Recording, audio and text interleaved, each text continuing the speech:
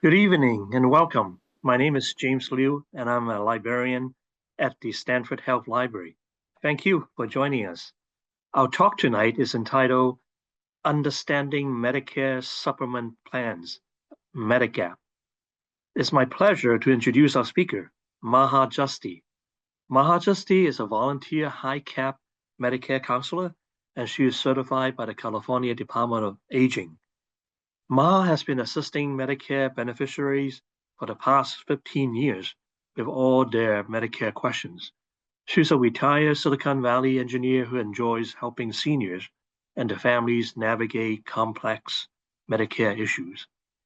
Throughout the talk, please enter any question in the Q&A box at the bottom of your screen, so not the chat, but the Q&A box. At the end of the talk, Maha will answer as many of those questions as well as the pre-submitted questions as possible. Maha, I'll turn it over to you.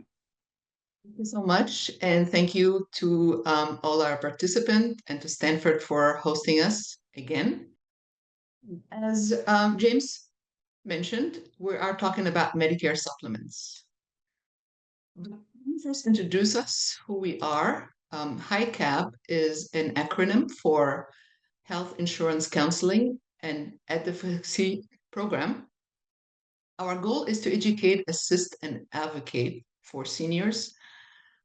And our service is free, unbiased. We're not associated with any insurance companies, and it's absolutely confidential.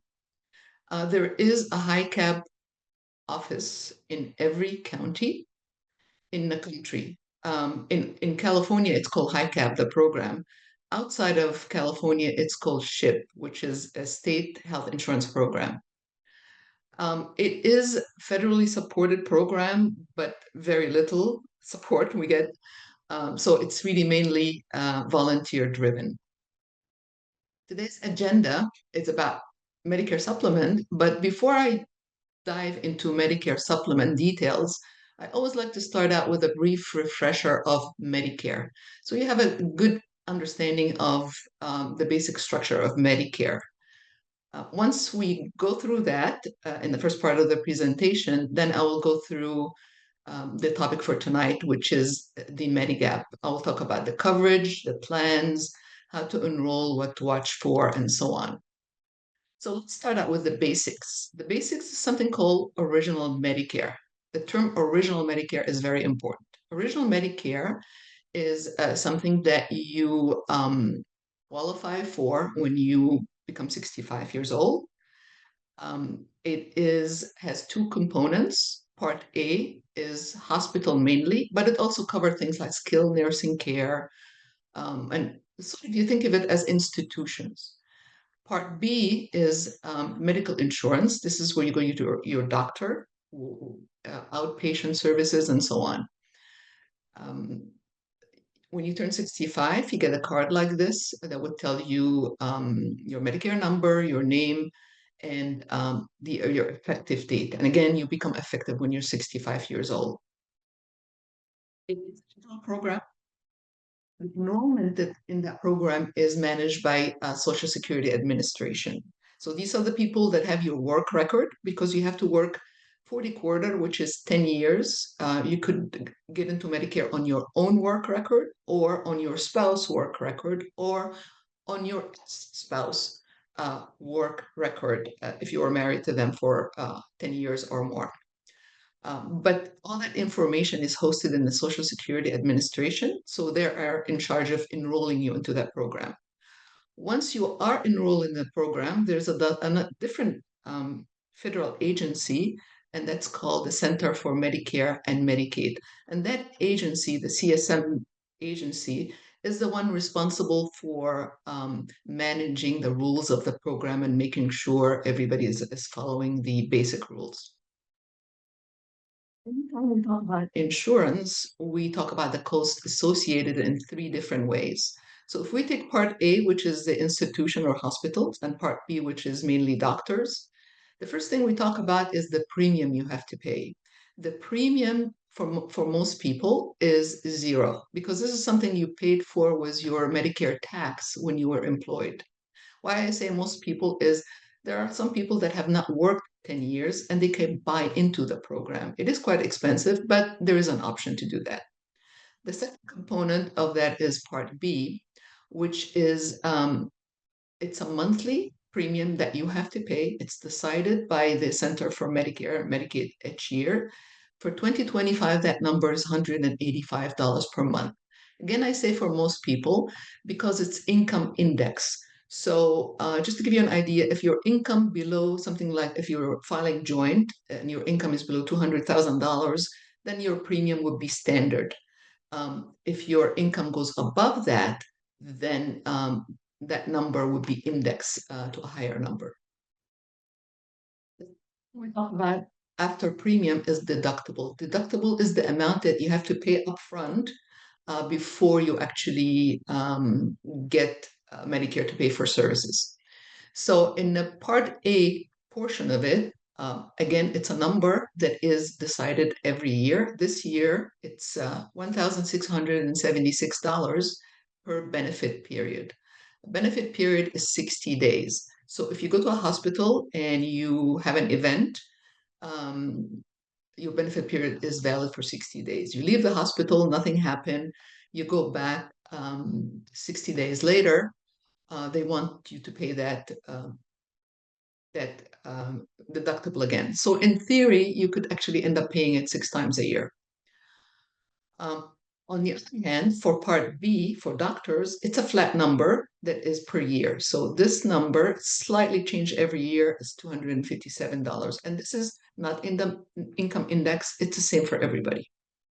Once you have paid your deductible, then there is the copay. Hospital copay, 0 for the first 60 days. But after that, then you start paying yourself. Hopefully nobody stays in the hospital longer than 60 days. But that goes also for skilled nursing care. So the first 20 days are paid for, but after that, there is an amount you have to pay. Substantial is doctor's visits or outpatient service visits. Medicare pays 80%, and you are responsible for 80%. Of something called assigned bill. And I will talk more in detail what that means, but basically think about it as 80-20. So you look at all these things and you realize that the original Medicare has two problems. The first problem, it has gaps in coverage, which makes you have unlimited financial liabilities. So if you go to doctors very often, that 20% can really add up, and it is not limited. It doesn't have a maximum out of pocket or anything like this. So that could be pretty devastating. The second thing is prescription drugs, things that you take at home. This is also not covered under the original Medicare. So what do people do if they have original Medicare with all these caps? Well, you have Medicare as your primary insurance. It's the federal program. Then there's something called Medigap. This is a supplement. Basically, what it is, it becomes a secondary insurance and it's offered by a private company. So company says, you know about that 20%, we'll pay it for you if you take the insurance with us.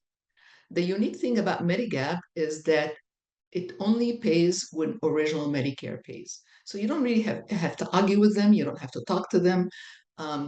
If Medicare pays for a service, Medigap will pay for it, whatever is left over. The thing that also need to understand is a financial insurance. So these Medigap people have no say or whatsoever about your care. You don't have to go for a pre-authorization. They have absolutely nothing to do with it.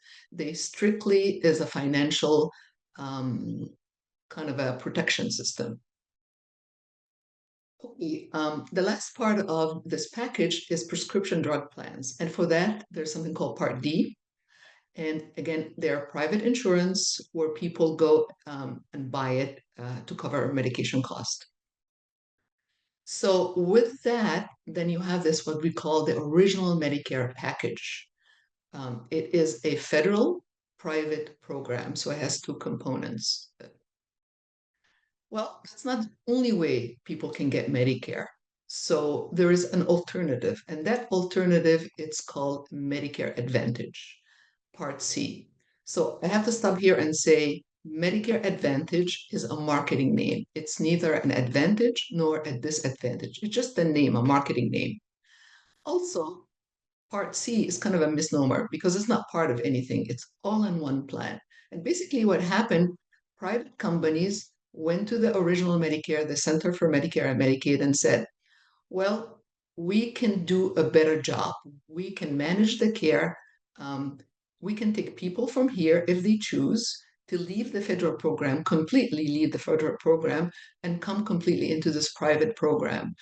Give us some money, and we might ask them for some money, and you don't have to worry about these people anymore. So that's really the big difference, the completely private program.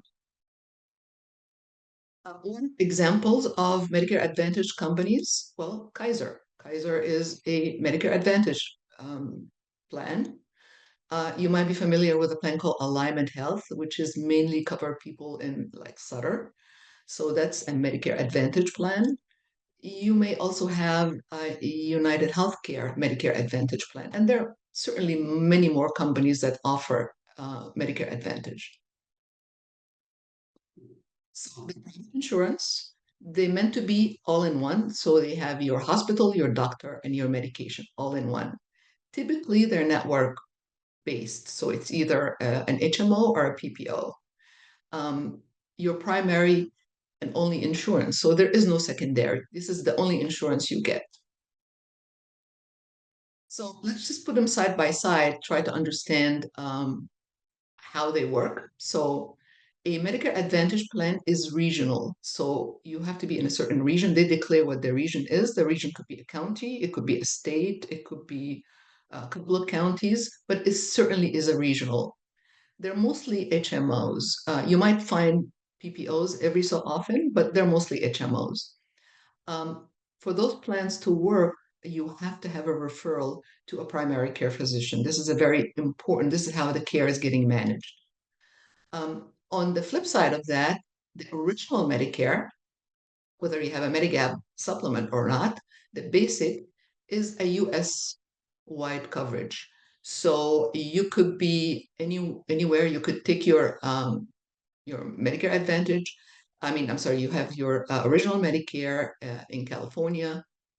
You're living in California, you happen to go to New York, you can just as easily go to a doctor there and they will take their Medicare card if they are Medicare doctors. It's a fee for service. They're not a PPO, they're not an HMO, they're a fee for service, meaning they have a contract with Medicare. The doctor says, I saw this beneficiary, and here's what I did. And each thing has a code, and they send the bill to Medicare, and Medicare pays for that service based on the contract they agreed on. They're self-referral. So this is something very important to realize. While it's really good to have a primary care physician, and it's certainly excellent idea to have somebody manage your care, but there are some cases where, for example, you want to see a dermatologist, and it's pretty clear to you that you need to see a dermatologist. You don't necessarily need to go to your primary care first and get a referral to see a dermatologist. In the original Medicare, you just call a dermatologist and go see them. So there is no referral is necessary. Suggested, but not necessary.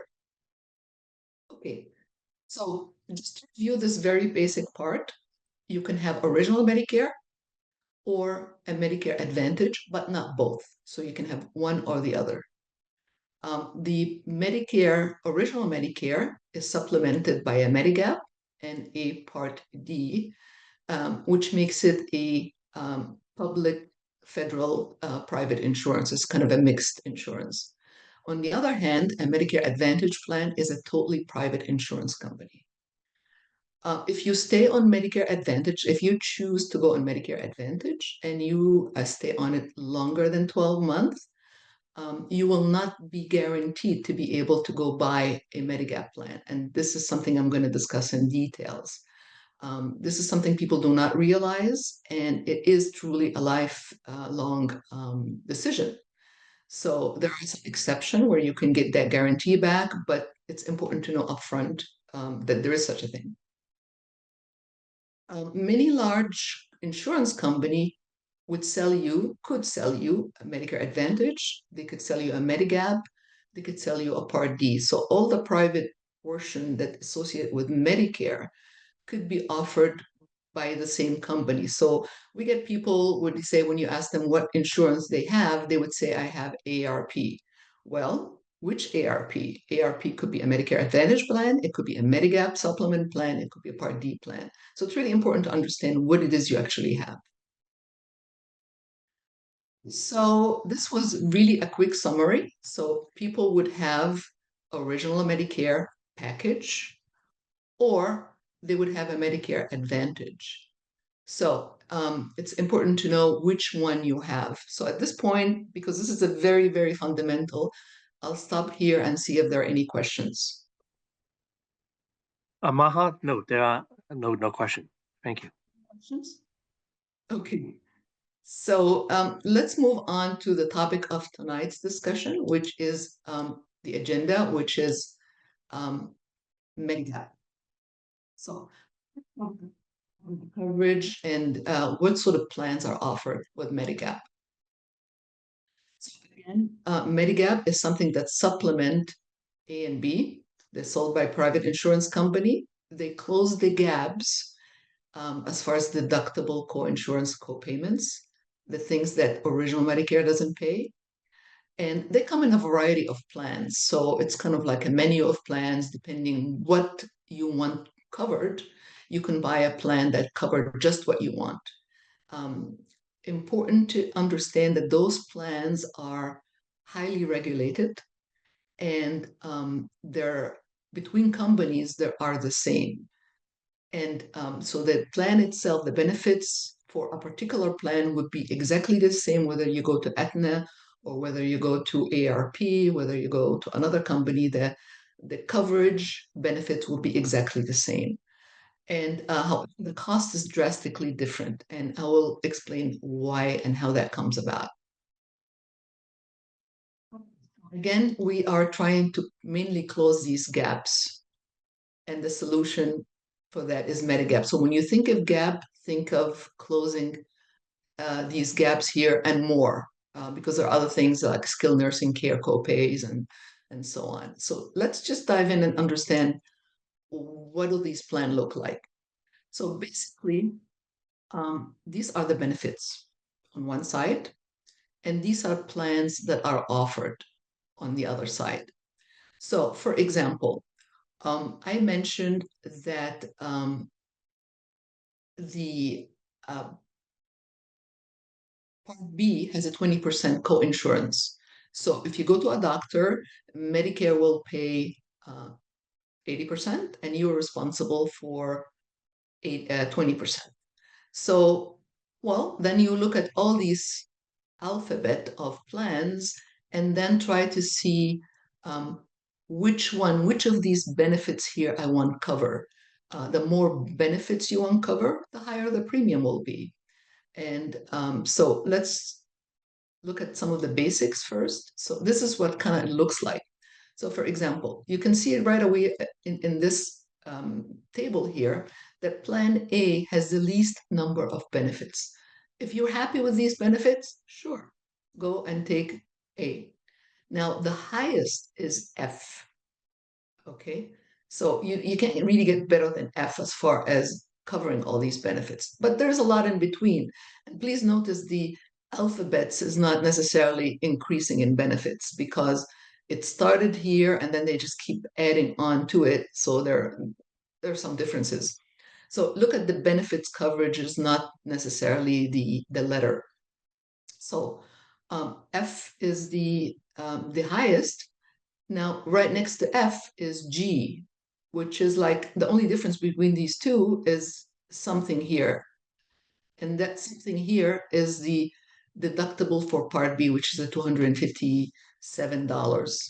Well, that's a fixed number. So if you look at the premium of this one versus the premium of this one, if it's costing you more than that per year, if the premium per year is costing you more than what the deductible is, then obviously it makes no sense to take to insure and pay a higher premium just to cover that $257.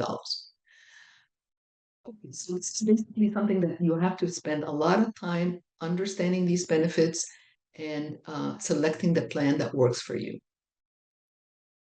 Now, one very important thing to know is that you could always go down in benefits. So if you pick a G plan, for example, which has a lot of benefits, in future years, you can go to A or B, but you cannot go the other direction. So the idea here is when you're young and healthy, you cannot just go buy an A plan.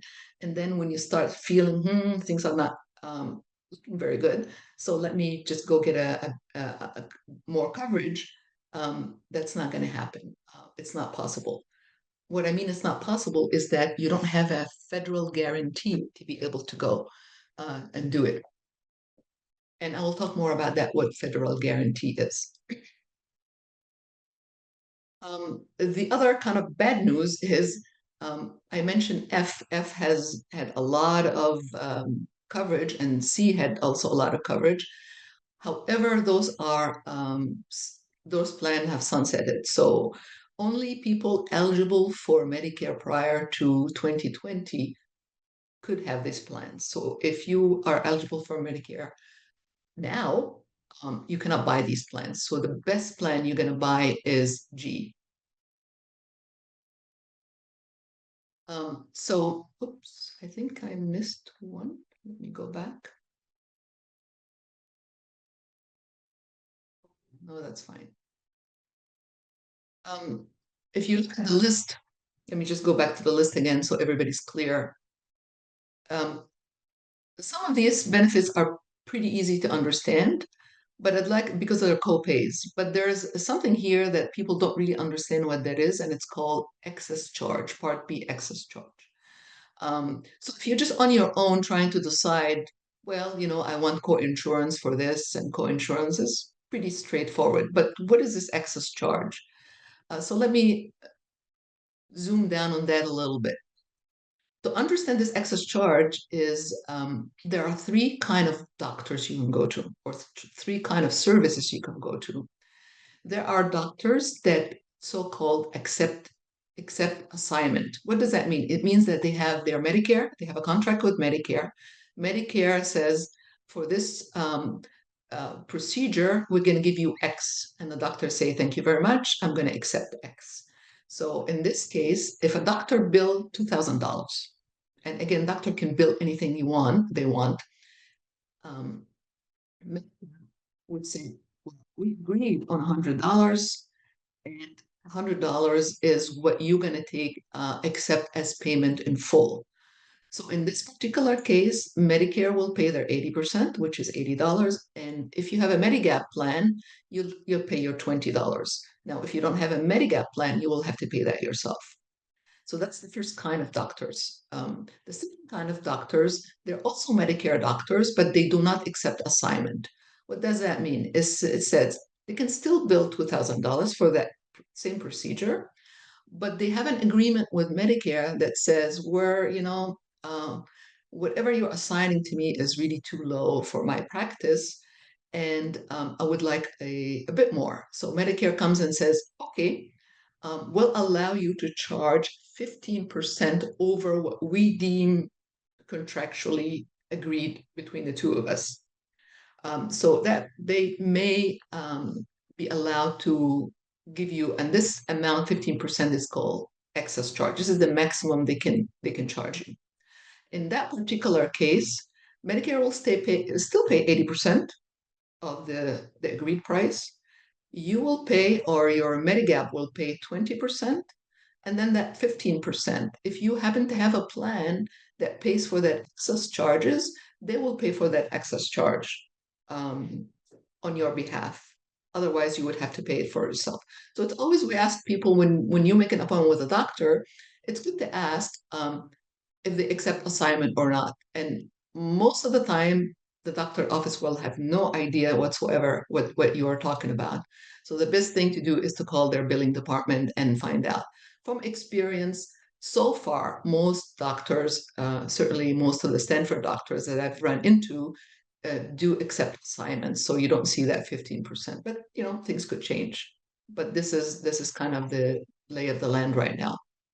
The third kind of doctor is what's called an opt-out. So the doctor says, no, I want to opt out of Medicare. I want nothing to do with it. In that case, they bill you $2,000, and Medicare, well, they have no contract, so there's nothing Medicare deals with. Medicare pays nothing, and you pay $2,000 yourself. So this is what excess charges basically mean on that list. The other one I just want to mention, because we get a lot of question about that, is the foreign travel benefit. So again, the foreign travel benefit is something that has a $50,000 maximum. It's meant for emergency only. It meant to pay only for the first 60 days of your trip. And there is $250 deductible. And the Medigap plan you choose, if it has that benefit on it, it will only pay 80%. So we tell people take it with a grain of salt. It might be useful, but if you are not in good health and you're planning a big trip, you should really consider taking travel insurance.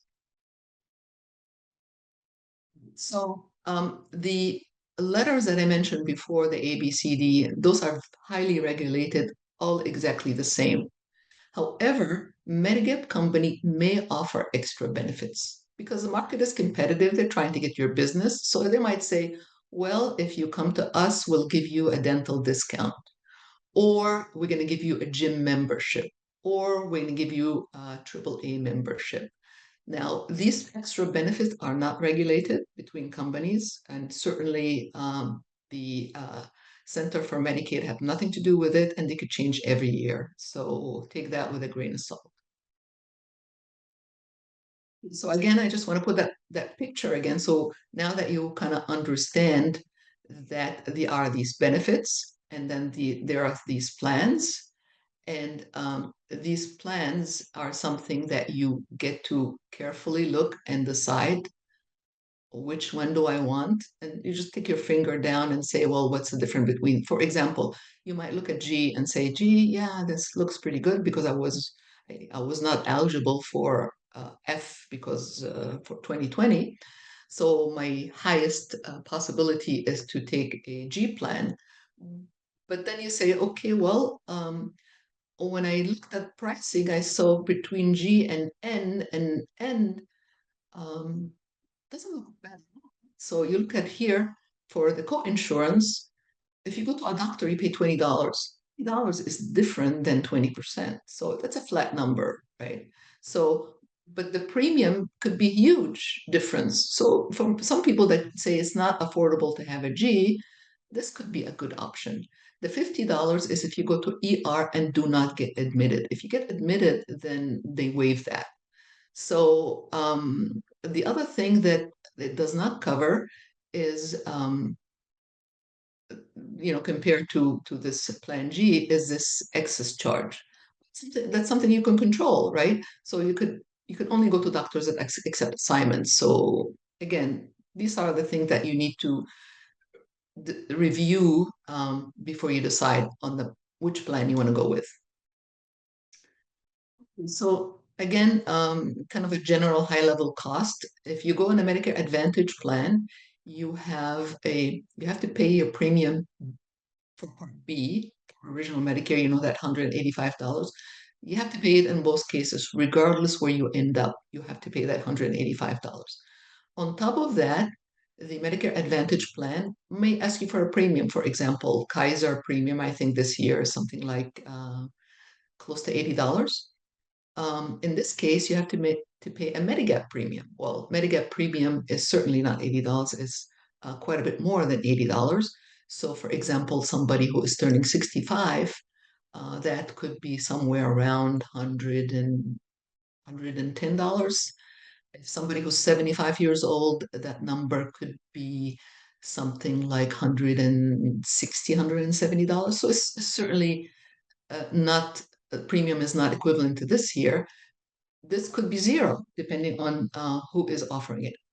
However, and this is really where the difference comes in this Medicare Advantage, you always have a copay for every service. You go to an ambulance, you have to pay a copay. You have an x-ray, you have to have a copay. You go to a doctor, you have a copay. In this case, If you pick, for example, a plan G, there is no copay. You just pay your premium and you're done. You have nothing else. In this case, it's not age index. So they basically come and say, everybody's Kaiser who signed up for the Kaiser plan, we don't care how old you are, this is going to be your premium. In this case, depending on the plan, it's mostly age indexed. So these are the kind of things that you have to consider as you compare these two. Now we hopefully understand that Medigap is something that supplement the original Medicare, and we know the benefit. We look at the benefit and make it an educated decision of which plan we want to get, understanding that you can go down in benefit over your lifetime, but not up. So we understand that. So let's just move on and talk about more special cases and enrollment and so on. So when do you buy Medigap? Well, you buy a Medigap. Obviously, you have to have Medicare. You have to have Medicare A and B before you even think about having a Medigap. So when you turn 65 or older, older meaning you're still working, and you're enrolled in Part B. The clock starts when you enroll in your effective date of Part B and lasts 6 months. During this 6 months is your open enrollment for Medigap. There are other times where you can sign up for Medigap. That's called special enrollment. The first one and the most common one is if you stop working. So let's say you're over 65, you're 70, and you were covered under your employer health insurance plan, but now you say, I'm going to stop working, and now I want to go to original Medicare and the Medigap.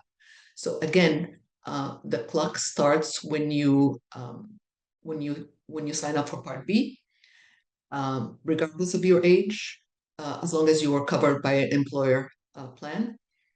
And in this case, it doesn't last 6 months. There are different time frames. There's some that are 63 days, sometimes they're 6 months. And we can give you all that information in details. Another time where you can sign up for Medigap is, let's say you made the decision upfront to go Medicare Advantage.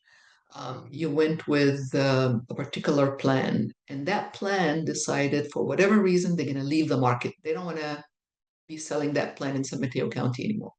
So if they leave themselves, not you, they leave, then you have, again, a special enrollment period. You can go back to original Medicare and choose a Medigap plan. Another time where you have a special enrollment is when you move. Let's say you have Kaiser and you decide you're going to go live in Idaho. And they don't have Kaiser in Idaho. I actually don't know if they have Kaiser in Idaho or not, but let's say they don't have Kaiser in Idaho. That's not your fault. So in that time, again, you have a special enrollment period where you can go and sign up for original Medicare and a Medigap. And the last but not least is the first 12 months of your Medicare Advantage is called a trial period.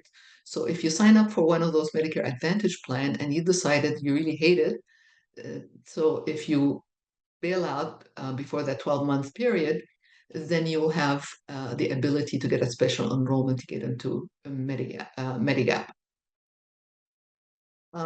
So why are we saying all this about the importance of when you can sign up and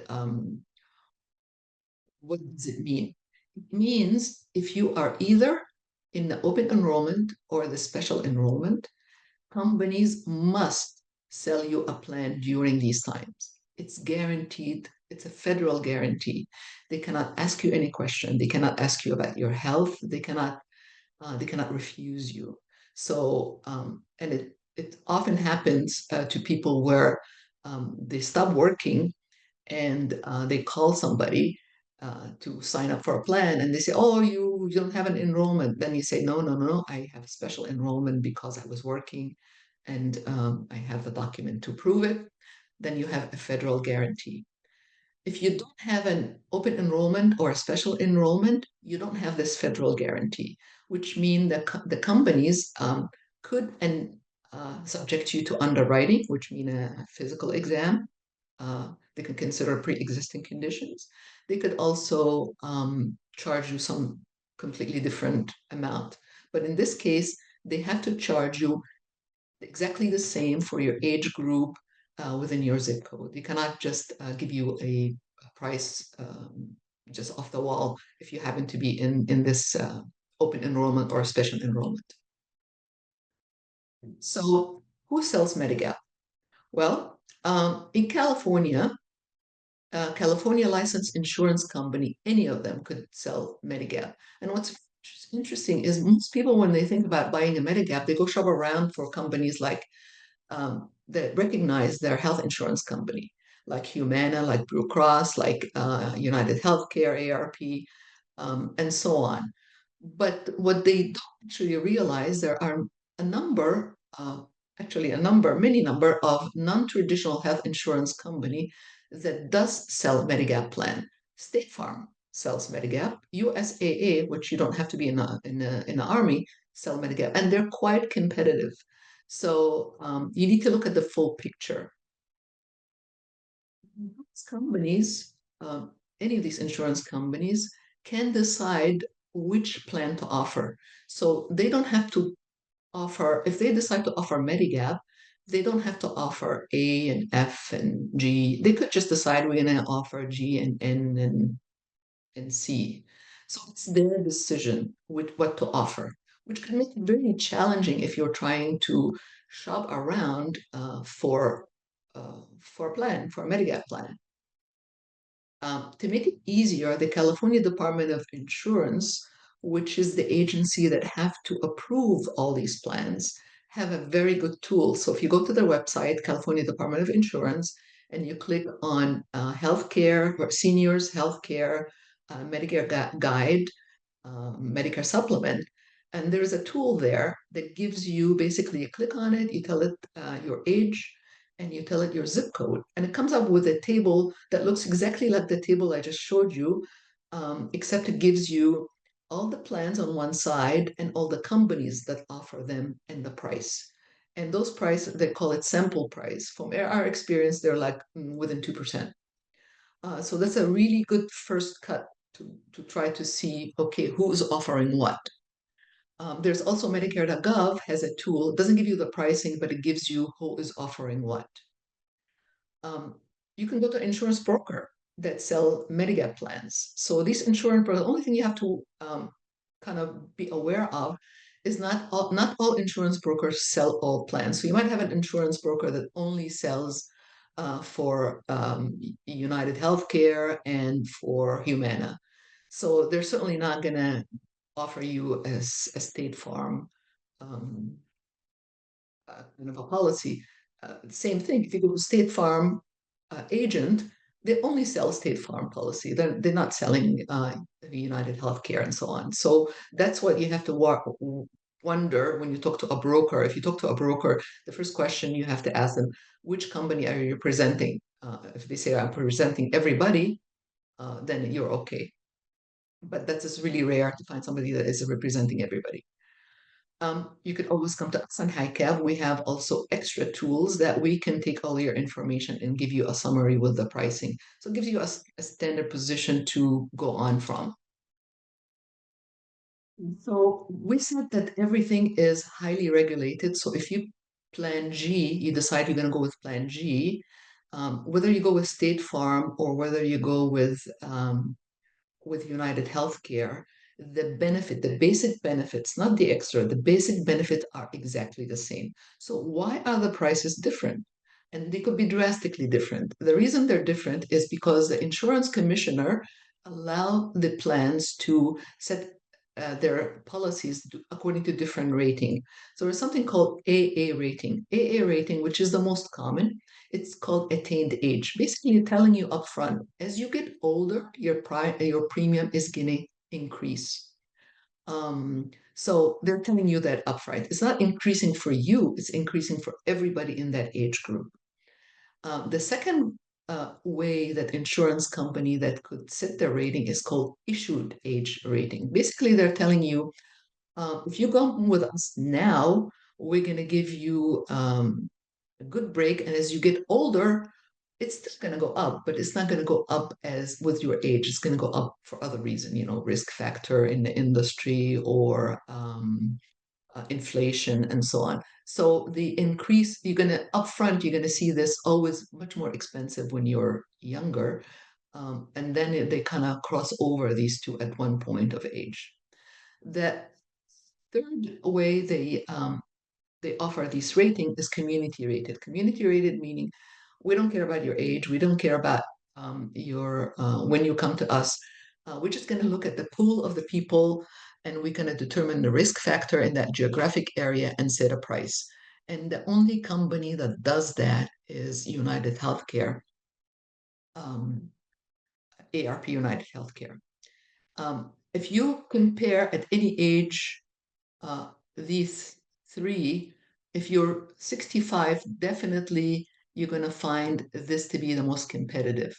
But as you get older, it's a wash because it's a very competitive field. So that doesn't really say this is going to be over time cheaper. That's not the case. So let's just look at the price. Now we have the luxury in California to have something called the birthday rule.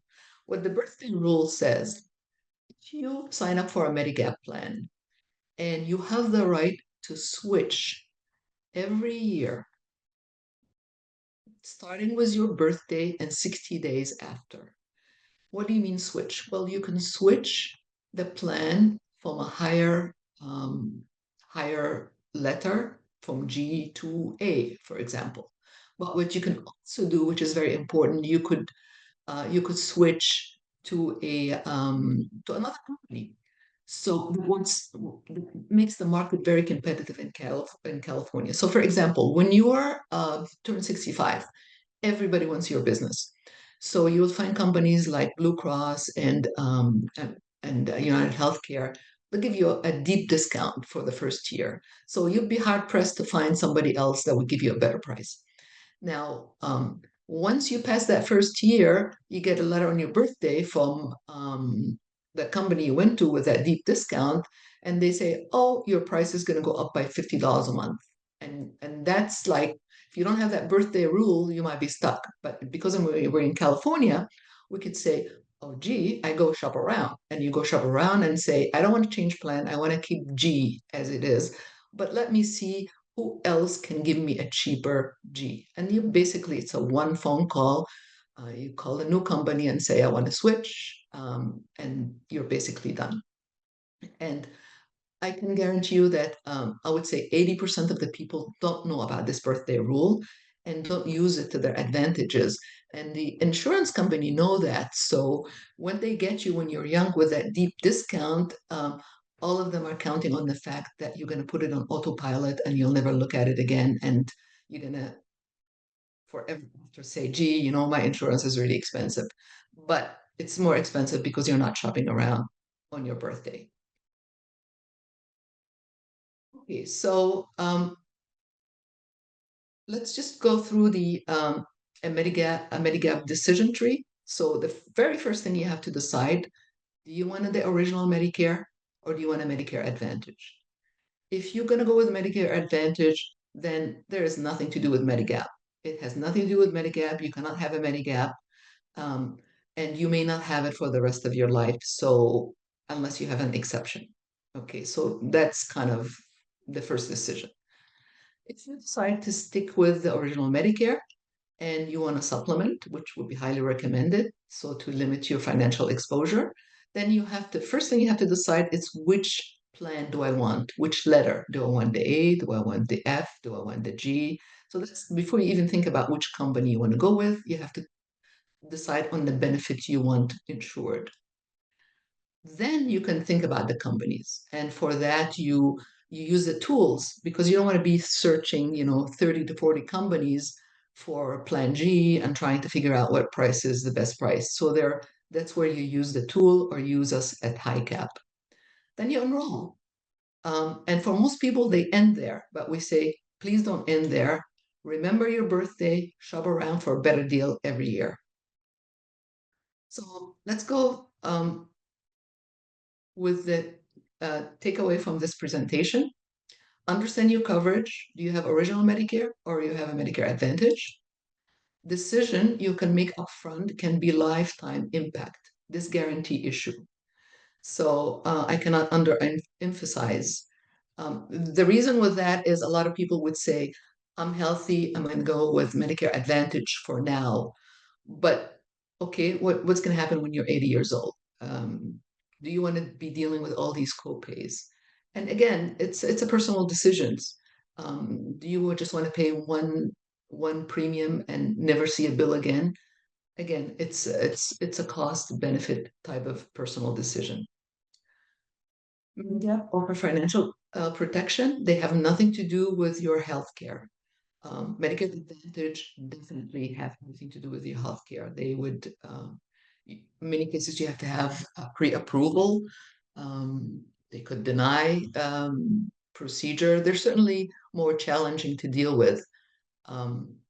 Doesn't mean that original Medicare is not, but it's much easier in original Medicare because it's straightforward. Most doctors know how to deal with it.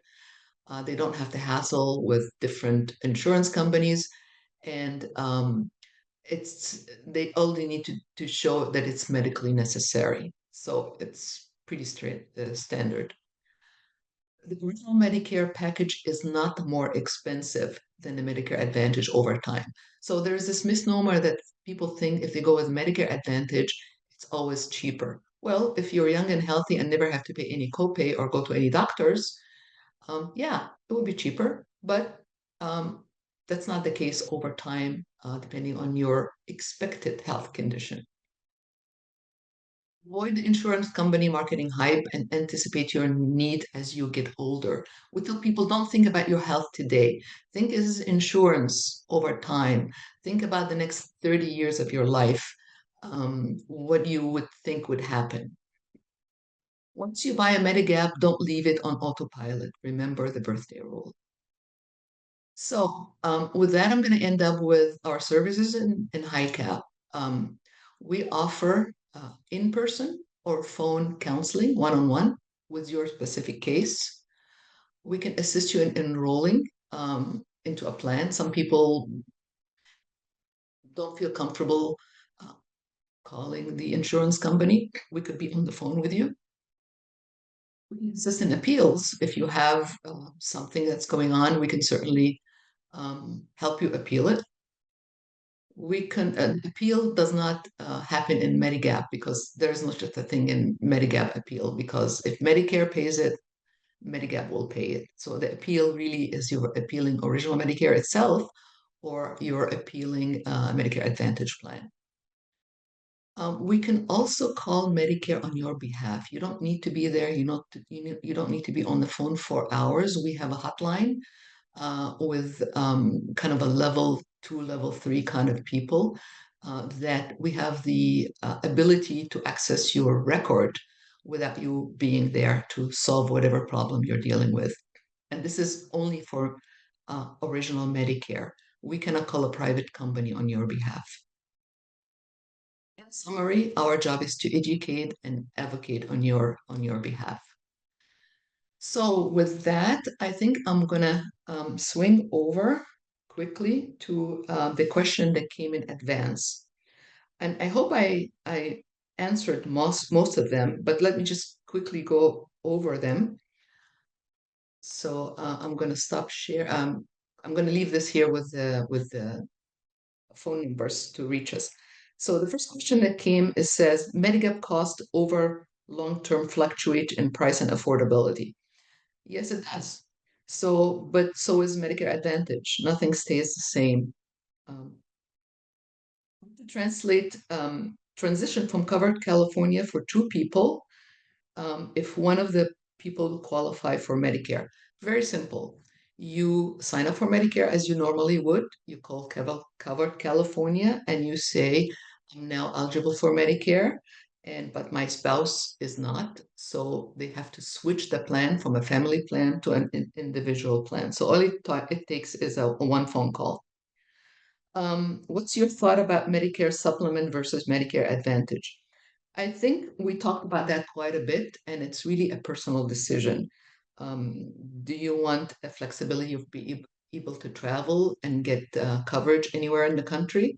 I should also mention that with Medicare Advantage, emergency coverage is covered throughout the country, so you're not completely left on your own.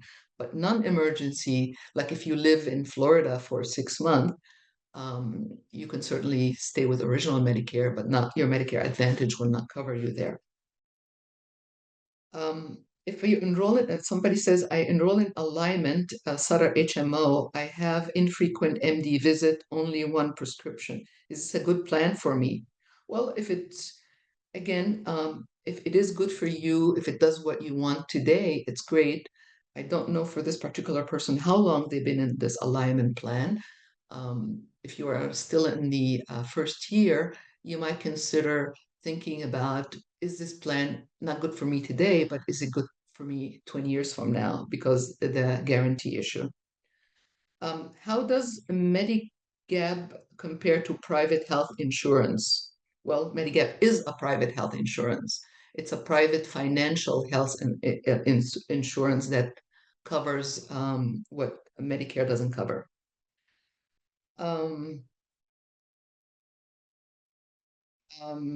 How do I know which is the best suitable HMO for me? Well, for that, I think that requires a one-on-one counseling. So we can sit with you, understand your situation. If HMO is what you want, then we can go through the plans. We issue a summary for our county. I should say I represent San Mateo County, but Santa Clara County does exactly the same thing. We try to summarize everything and say, okay, are you happy with the coverage they're offering you? One thing to say, it's an annual thing with Medicare Advantage because they negotiate contracts with doctor every year. So you could have your doctor and you're happy with your doctor, but next year Medicare Advantage may not sign up that doctor. So you would have to consider going with a plan that does have your doctor or switch a plan. Okay, I think that's all question that we got in advance, and I think we have some time to take some Q&A if that's. Thank you for that, all that information. Several questions came in. I'm just going to pick some of them. So this person said, I'm a Stanford retiree who was employed by the university for some many years, but now I live in Washington State. So who could help me, even though I'm not living in California now? Our program has an equivalent program in every county in the country. So the program in California is called HICAP, and the rest of the country is called SHIP, S-H-I-P. So all you need to do is Google SHIP and your county, and there should be an organization equivalent to ours. Okay, SHIP, SHIP. Great. And this other question says, I'm eligible to enroll in Medicare beginning in the month of May. Then how soon should I apply? Open enrollment starts 3 months before the month you become eligible. So you could, if it's May, so you could actually March, April. So you could actually now you are within 2 months. So you should start as soon as possible. So basically what you do, you have to go to the Social Security. The best way to do it is you set up a My Social Security account and you apply online. They have your work record and you say, I want to sign up for Medicare A and B, and they process it. And from my experience, it takes a couple of weeks, and then you get your card in the mail, and the card will have your Medicare number on it, and it will have the effective date, and the effective date would say May 1st. So this is the very basic. Once you have that card, then you could decide if you want a Medigap or you want a Medicare Advantage. And if you call either one of them, if you call Medigap, the first question they ask you is, what is your Medicare number? So they need that number. So you need to get that as soon as possible. And they're going to ask you, what's the effective date? So then they will say, okay, your effective date is May 1st, your Medicare number is XYZ. Do you know which plan you want? and will trigger it so it becomes also effective May 1st. Same thing with a prescription drug plan. You call them and they exactly ask you what's your Medicare number. And once you have the Medicare number, then you say, okay, effective May 1st, I want to have that prescription drug plan. So do it as soon as possible so you get that Medicare number, because if you don't have that Medicare number, you cannot sign up for anything else. Okay. And this question is about the California State Department of Insurance website. The persons, I guess, cannot find the tool located on their website. And off the top of your head, do you happen to know where the tool is located? Is it very hidden somewhere? Yes, I can share my screen and actually show you. Oh, good. Um, okay, so here is the California Department of Insurance, right? I Yes. click on senior, I click on health coverage. Then I go down here and somewhere here says Medicare supplement, guide to Medicare supplement. Then somewhere here it says Medicare supplement insurance rate survey. So I click here and this is the tool. This is the California Department of Insurance Medicare supplement.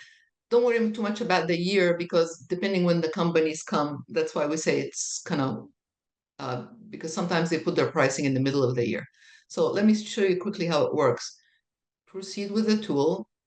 I want an individual insurance. Sometimes they ask you a group. The only group insurance is United Healthcare because it's ARP. You have to be a member of ARP. But let's say individual. And you say I'm 65 and my zip code, and I am in San Mateo County. And I say get rates. See here? So here it tells me about all the plans, and here it tells me about the companies. Some companies you never heard from, like Ace Prior Property and Casualty Insurance, and so on. So the way to read this, so if I look at G Plan, for example, I look at G Plan and I say Blue Cross will offer it for $1,916 per year. So you divide that by 12 months. And you see here they're rated as AA that I mentioned. Then you just go down here. And then you say, see, there's really differences. This one is 1,700. This one is 2,300, and so on, right? Uh, so this is a very, very good tool for a first cut type of analysis of where you are. We have a bit more in HICAP. We have a more detailed tool, but for a start, this is an excellent tool. All right. Oh, that was very useful. Thanks for showing. And Maha, the next question is, this person lives in two different states during the year. So, for example, part of the year he lives in Florida, another part of the year he lives in, say, Washington. And so the question is, what is the best way to find a Medicare gap plan for doctors in both states? There is no such a thing. So you have to say my primary residence is California. You have to declare one of them to be my primary residence. Take the insurance there, and whatever insurance you take is going to be good in the other state because the whole idea of original Medicare is good in all states. Okay. And if they ever see, hey, they say, hey, how come we're getting all these bills from the other state? And you say, well, that's where my vacation home is. So Okay. you cannot do Maha, that with Medicare Advantage, right? So this is the beauty of the original Medicare and the Medigap. So you have to declare, you have to decide one of them to be your kind of primary. and Maha, we have right at 8 o'clock now. Would you be able to take several more questions? Yeah, sure. Okay, great. Next one is about the birthday rule. And the question is it worth shopping around? Or are there like the big differences, or the differences is really minimal? Uh, yeah, Huge differences. yeah. And then does it depend on my illness at the time? The beautiful thing about the birthday rule is it has this federal guarantee. Nobody can. This is a time where you're totally protected. They cannot ask you anything. So this is a time where you can switch, and they cannot ask you anything. You just say. And what happened actually is, if you call a company and they have this agent. The agent tend to be a nationwide agent. And the agent said, you say, well, I wanted to sign up for your plan. And they say, what do you have now? You say, well, I have X. And they say, well, how old are you? You say, I'm 80 years old. Well, but you can sign up when you're 80 years old. And you say, I live in California. We have something called the birthday rule. A lot of agents don't know that. But you have to say California, then they will pull it up and say, oh, yeah, you're protected, so you can switch. Okay. And then the next question is as if you are working past the age of 65 and your employer offers health insurance, then does that mean that you are ineligible for Medicare until you actually retire? No, it means you have a choice. So if you're 65 and you are covered under an active employer health plan, not a retirement plan, an active employer health plan, you have the right to keep your employer health plan and delay Medicare without any penalties. Now, you could work and continue that with your employer plan um, until any age you want, until you stop working, and then you can switch to Medicare and Medigap as if you were just turning 65 with all the rights. Now, if you are working and you decide that your employer plan is lousy, well, you could always say thank you to your employer and take Medicare. So you have a choice. Mhm. Okay. So there would be a Way, penalty. I'm just going to say something that the next presentation I'll be making on April 10th is going to talk about employer plan and retirement. And so that might be useful for some people. Okay. And then the next question is also about penalty. I heard there is a penalty if I don't sign up when I turn 65. Is this true? Absolutely true. However, you are protected if you are working and have an employer health insurance plan. If you didn't sign up because you just don't want to sign up, because you feel healthy and you don't want to sign up, you will have a penalty. And the penalty for Part B is for every 12 months that you delay sign up, there is a 10% premium penalty for the rest of your life, as well as if you delay Part D, which is a prescription drug, there is 1% penalty of premium for the rest of your life. Now, the penalty is waived when you have a plan that you are working. So basically, when you're working and you stop working when you're 70 and you go to Social Security and say, I want to sign up for Medicare, they look at you and say, where have you been? You should have signed up when you're 65. And you say, well, I've been working and I've been working and covered under my employer plan. They say, take this form, go to your employer, have them sign it that you were covered and bring it back. And that form basically waives all the penalties. Okay. The next question says, I'm over 65, still working, covered by my employer. Uh, and if I plan to retire July this year, when can or should I apply for Medicare? July.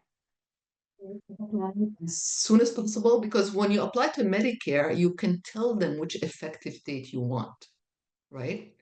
So you typically the window is like 2 or 3 months is the maximum.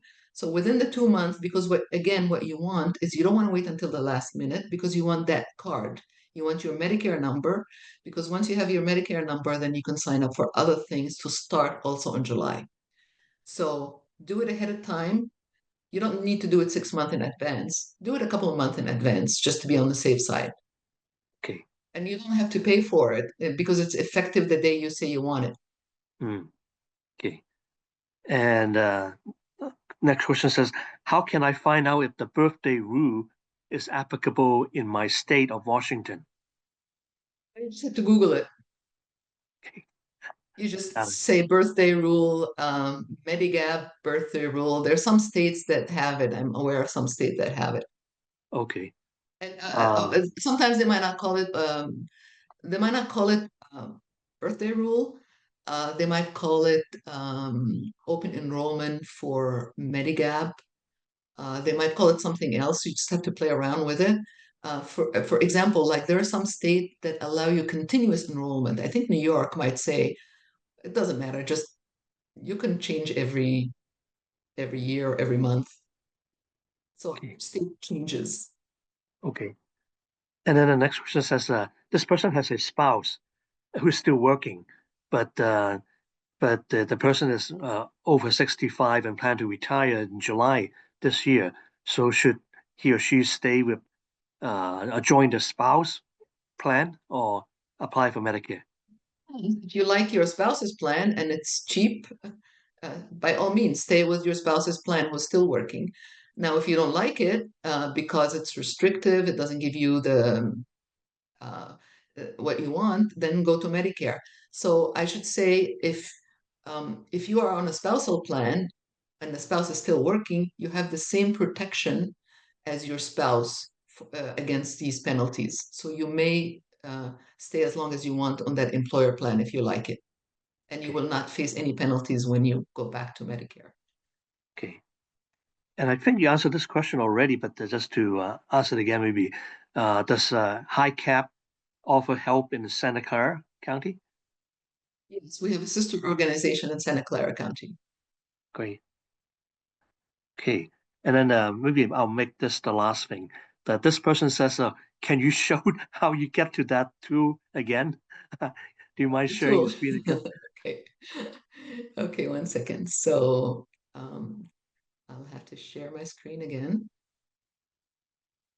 Okay. Okay, so let me go back to the California Department of Insurance. So this is the California Department of Insurance. I click on senior, and then I click on health coverage. And then I say it has all these sections, Medicare, Medicare Part D, and here's the Medicare supplement. This is Medicare supplement. And here they have a link. Please visit our guide to Medicare supplement. I click here. And then here they have all these links. And one of the links says Medicare supplement insurance rate survey. I click on that, then it gets me to the tool. Uh-huh. All right. Great. And this Really an issue, just contact us on HICAP and we can send you the link if that's really is a problem. great. Yeah, and then this session is also being recorded, and so in about like maybe 10 days, 2 weeks, this would be available too. So people could review this the recording to get to that tool again. So yeah, so thanks a lot, Maha. We really appreciate it, and uh, and thanks to everybody in the audience who joined us for and then sending in the great questions. If you would like additional information or resources, please contact us at the Stanford Health Library. And then we hope you'll join us for our next lecture. And good night, Maha, and good night, everybody.